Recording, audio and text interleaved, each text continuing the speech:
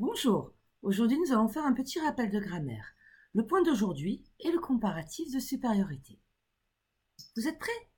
Oui? Allez, c'est parti. Alors, il faut faire attention de ne pas se tromper en expression écrite, car vous risquez de perdre beaucoup de points. Donc, j'espère que ce petit rappel va vous aider. Tout d'abord, qu'est-ce que le comparatif de supériorité? Eh bien, le comparatif de supériorité est utilisé pour comparer deux éléments entre eux. Si je dis « ta maison est plus grande que la mienne », je compare ta maison à ma maison. Vous voyez bien qu'on compare deux éléments entre eux. Tout va bien? Oui. Alors, c'est parti pour l'explication de la grammaire anglaise. Tout d'abord, il faut se rappeler qu'en anglais, il y a deux sortes d'adjectifs. Il y a les adjectifs courts et les adjectifs longs. Donc on va commencer par les adjectifs courts. Pensez bien à regarder ce qu'il y a là, sur le côté, voilà. Hop, je reviens. Tout est écrit pour vous faciliter la tâche. Donc, les adjectifs courts sont des adjectifs d'une syllabe ou de deux syllabes se terminant par Y.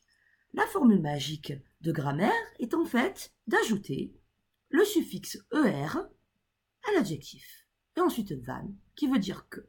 Alors j'ai pris comme premier exemple l'adjectif fast, vous voyez bien, fast qui veut dire rapide, qui est d'une syllabe. Si je veux dire le tigre est plus rapide que le chien, je vais mettre le suffixe ER à fast. Et regardez bien, la phrase est écrite là, voilà. Donc, the tiger is faster than the dog. Tout va bien? Petite contrainte. Il faut faire attention, c'est pas grand-chose, mais il ne faut pas l'oublier. Si vous avez un adjectif d'une syllabe qui est composé d'une consonne, voyelle, consonne, comme big que j'ai écrit là. Voilà. Donc, vous voyez bien, B, consonne, I, voyelle, G, consonne. Il y aura une petite contrainte orthographique. Il faudra doubler la consonne quand on va mettre, en fait, le suffixe ER. Cette contrainte orthographique, c'est par rapport à la prononciation, à la phonétique, donc ne vous inquiétez pas.